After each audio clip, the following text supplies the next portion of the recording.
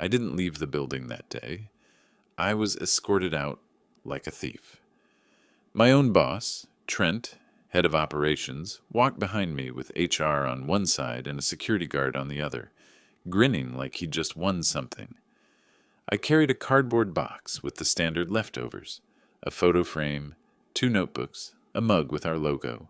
Nothing heavy, nothing that mattered. The humiliation wasn't the firing. It was the ride down. The elevator doors slid shut, and before we even reached the lobby, my badge beeped red. They'd cut my access mid-ride. 7 years with spotless performance, 5 promotions, dozens of nights spent fixing client escalations, and I was erased before I hit the ground floor. "Enjoy the long weekend," Trent joked. He was proud of that line, you could tell. HR laughed nervously. The guard didn't. I remember the smell of printer toner in the hallway, the way fluorescent light makes people's faces look like masks. Kendra from HR shoved a packet into my box. "Your separation terms are standard," she said, like she'd recited the line 100 times. She wouldn't look me in the eyes. Here's what they never say out loud. Firings like this aren't about performance. They're about silence. 2 weeks earlier, I'd flagged a vendor contract. Nothing dramatic, just a payment that didn't match the hours billed. When I ran the numbers, I saw something stranger. A duplicate vendor with nearly the same name, invoicing the exact same hours. I asked finance. Finance shrugged. I asked Trent. He told me to focus on my lane. That was my first warning. The second came during payroll review. I noticed 2 pay scales for the same employees. The version we sent to the board showed lower salaries, making bonuses look bigger. The version employees actually received was higher, cutting their bonus pool. "Where did the difference go?" I asked in the meeting. The room went silent. 48 hours later, I was invited to a performance review. The review was an ambush. A folder of alleged complaints sat on the table. None of them with names. Phrases like, creates negativity, not a team player, challenges leadership decisions. I didn't even bother defending myself. The look on Trent's face said it all. He'd been waiting for this. So now I was outside, sitting on the curb, cardboard box beside me, watching my coworkers through the glass as they pretended not to notice. The afternoon sun bounced off the steel and glass, too bright for my eyes. My shirt was sticking to my back. My phone buzzed with emails that no longer worked. I opened the box. The notebooks were nothing. The mug was cracked, but tucked between old project reports was the one thing Trent hadn't thought to remove. A small silver USB drive, my drive. On it sat the spreadsheets, the contracts, the payroll discrepancies I'd collected quietly. Not to cause trouble, not to play detective, just to protect myself. I'd copied them because something in my gut told me this company was playing dirtier than it looked. When Trent laughed in that conference room, I kept my mouth shut. When HR slid those papers at me, I kept my head down. But as I sat on the curb turning that USB over in my hand, I knew the truth. I wasn't fired for being wrong. I was fired for being right too soon. And I wasn't finished. Not by a long shot. The first night after getting fired, I didn't sleep. I sat at my kitchen table with that USB drive plugged into an old laptop, watching numbers bleed across the screen. My apartment was dark, except for the glow. Coffee cups lined the counter. I'd been running on caffeine and anger. What I saw wasn't just sloppy bookkeeping. It was deliberate. One spreadsheet had 2 tabs. Tab A, payroll. Tab B, board packet. Same employee names, same positions, different numbers. For the board, salaries were lowered, inflating the size of the bonus pool. But the actual payroll disbursements didn't match. The extra didn't vanish. It was routed to a separate vendor account. The vendor's name? A bland LLC registered in Delaware with no website. The kicker? Its incorporation date matched exactly the week Trent's college roommate joined our preferred partner list. I stared at the invoices until my eyes blurred. This wasn't incompetence. It was theft dressed in Excel formulas. People think whistleblowing is glamorous. It isn't. It's lonely. you question your sanity. You look at the data and wonder if you're inventing patterns. You recheck routing numbers like they'll magically line up differently the second time. But this was real. I had receipts. I made folders.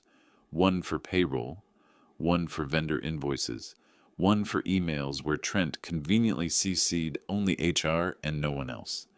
My hands shook as I copied each file. If anyone ever asked, I wanted to be ready. The next morning, I tried the whistleblower hotline listed in our employee manual.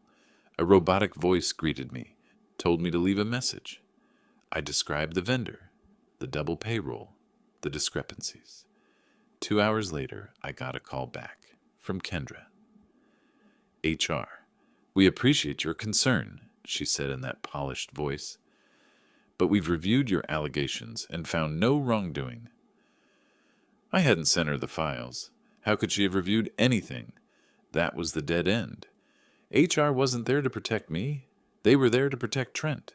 I thought about sending everything to the SEC, but my severance agreement had a nasty clause. Non-disparagement.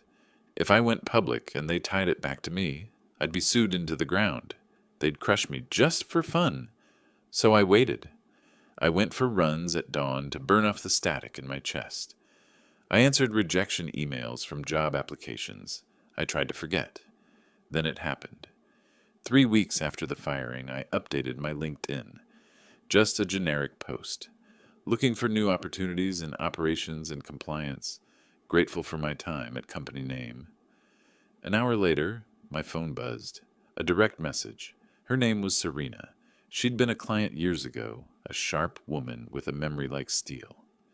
Back then, she worked for a private equity firm that bought distressed companies.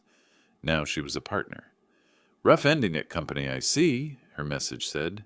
Mind if I ask you something off the record? I hesitated. My severance agreement loomed in my mind, but something told me to answer. Sure, I typed back. Did you ever see irregularities in payroll or vendor management under Trent's team? My heart stopped. How could she know? I stared at the screen for 5 full minutes. Finally, I typed, Why are you asking? She replied almost instantly. Because my firm holds a minority stake. We've suspected manipulation but can't prove it. Do you have anything? I opened my drawer, pulled out the USB. My hands were sweating. Yes, I typed. She waited only 2 beats before replying. Do you still have the vendor list and the timing of board meetings?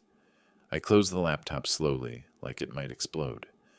For the first time since that elevator ride, I didn't feel like the guy with a box on the curb.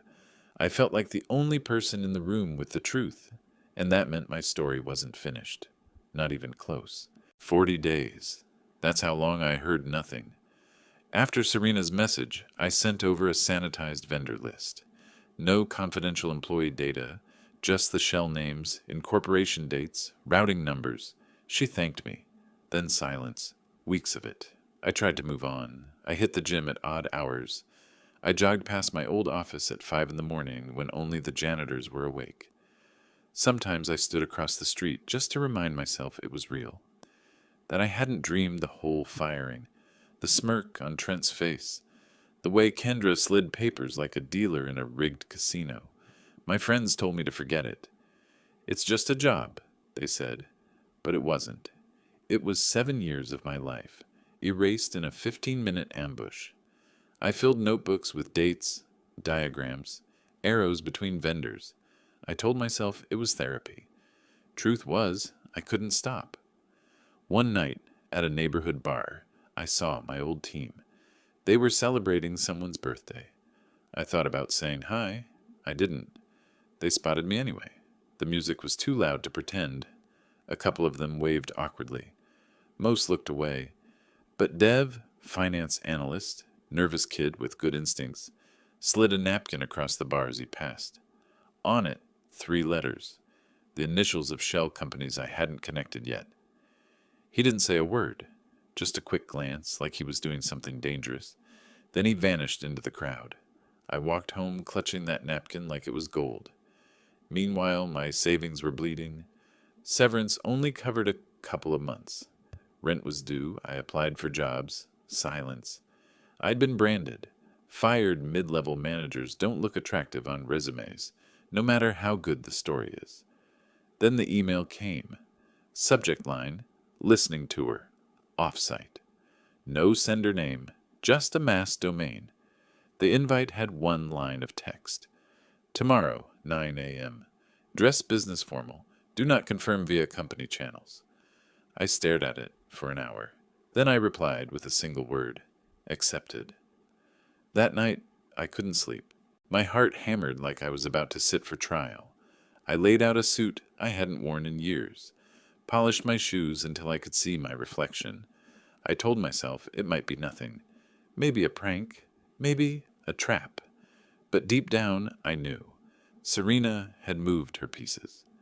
The next morning, I walked into a downtown hotel conference room. Sunlight poured through floor-to-ceiling glass. Around the table sat people I didn't expect. A couple of board members, 2 lawyers, Serena at the head. And there, standing beside her, was a man I'd never met but recognized instantly. Evan Cole, a crisis CEO. The kind they send into companies when the smell of rot reaches the street. Calm posture, steady eyes, the kind of presence that makes people adjust their chairs without realizing it. Serena smiled at me. Glad you came. They let me talk. For 2 hours I walked through everything. Payroll discrepancies, vendor overlaps, the napkin from Dev. I showed them my folders, careful not to breach employee privacy. Evan didn't interrupt. He just wrote notes, page after page. Finally, Serena closed her laptop. Here's the situation. The board is preparing to remove Trent. We need to understand the rot before we cut it out, and we need someone who knows the terrain. I leaned back, stunned. You want me? Evan nodded once. Tomorrow you're not a witness. You're walking in with us. For a moment, I couldn't breathe. The same lobby that spit me out, now I'd be walking back through with the people who could end him. I walked home that night through city streets, lit up like a stage. For the first time in weeks, my chest didn't feel like it was collapsing. I thought about Trent's smirk, Kendra's polished lies, the janitors who still nodded to me when I passed by at dawn. Tomorrow, the game flipped, and I was ready. The lobby turnstile beeped green when I swiped my badge. That sound nearly dropped me to my knees. 2 months earlier, it had screamed red as HR shoved me out. Now, side by side with Serena and Evan Cole, the system still remembered me. It was like the building itself hadn't gotten the memo that I was disposable. The receptionist, Mia, froze when she saw me. Her eyes widened, then softened. She reached under the desk, squeezed my hand as I passed. No words, just that grip. It was enough. The air was colder that morning. Glass walls reflected the sunrise like steel. Heels clicked. Whispers followed us as we crossed the marble floor. Employees stopped mid-step, mouths open. We didn't head to HR. We went straight to the 12th floor boardroom. Inside, Trent was already performing, his suit sharper than usual, his smile a shade too bright. He was flanked by Kendra from HR and Martin, the CFO, both with binders stacked like fortresses. On the wall, the company logo glowed, smug as ever. Trent's voice was smooth like butter hiding a blade.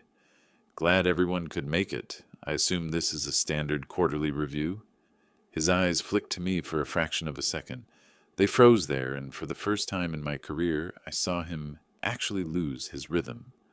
Not quite, Serena said. She gestured for Evan to sit at the head of the table. She and I took the side. The shift was subtle but unmistakable. Power had changed chairs. Evan didn't waste time. We're here to discuss operational irregularities. I'll be asking pointed questions. I expect direct answers.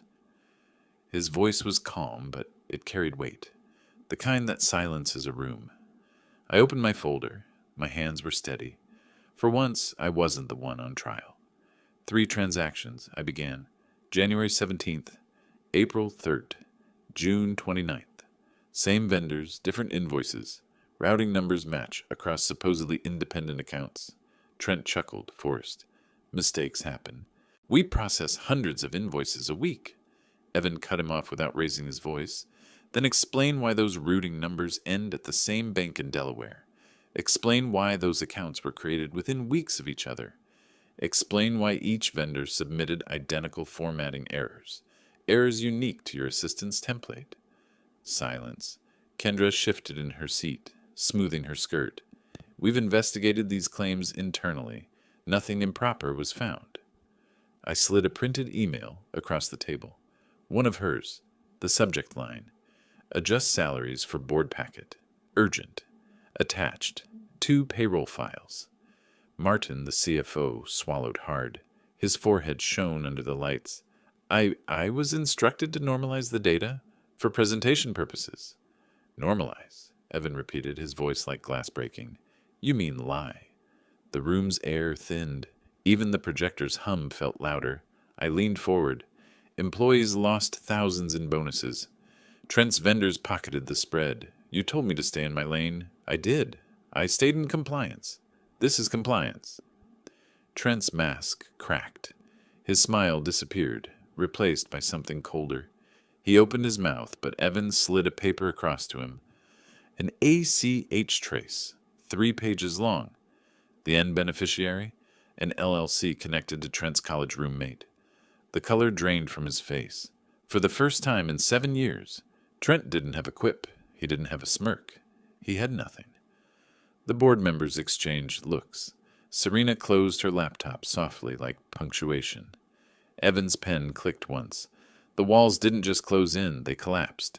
And all I had to do was sit back and let the truth finish what it started. The silence in that boardroom was the kind that makes your ears ring. Nobody breathed. Nobody moved. Trent tried to laugh, but it came out brittle, hollow. This is absurd, he said, his voice cracking just enough to betray him. 3 transactions in 7 years? That's your case? Evan didn't flinch. It's not 3, he said, sliding another folder across. It's 37. Same vendors, same patterns, and everyone ties back to you. The room shifted. The board chair adjusted his glasses. A lawyer cleared her throat.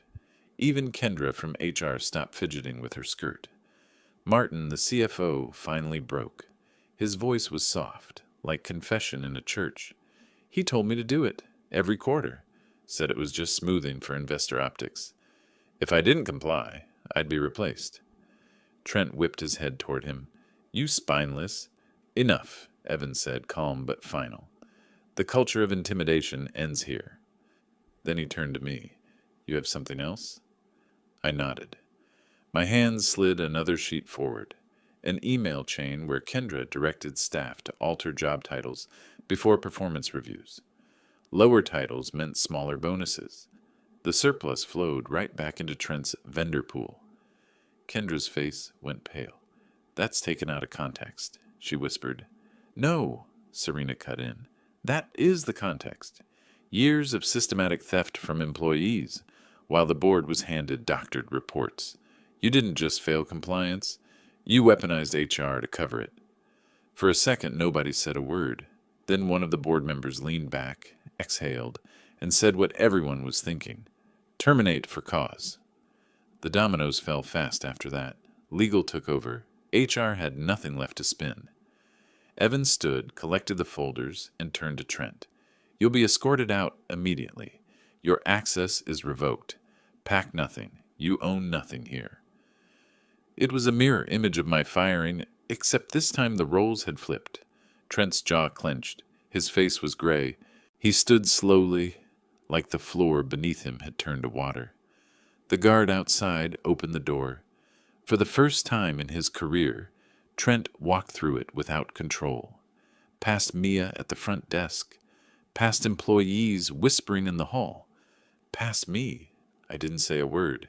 I didn't need to. Kendra was suspended on the spot pending full review. Martin was placed under audit, though his cooperation earned him some leniency. The board authorized a forensic sweep of every transaction for the last decade. And then came the part I never expected. Evan looked straight at me. We need someone who knows the culture, who understands where the cracks formed. Someone employees trust. I want you as VP of Culture and Operations. Your mandate is clear. Rebuild compliance, restore trust, repay what was stolen. For a moment I couldn't speak, my throat locked. 7 years I'd been treated like a cog, fired like trash, and now, in the same room, I was being asked to fix the machine. I finally managed to nod. On one condition, I said. Evan raised an eyebrow. The first checks go to the employees who kept this place alive, while leadership robbed them blind.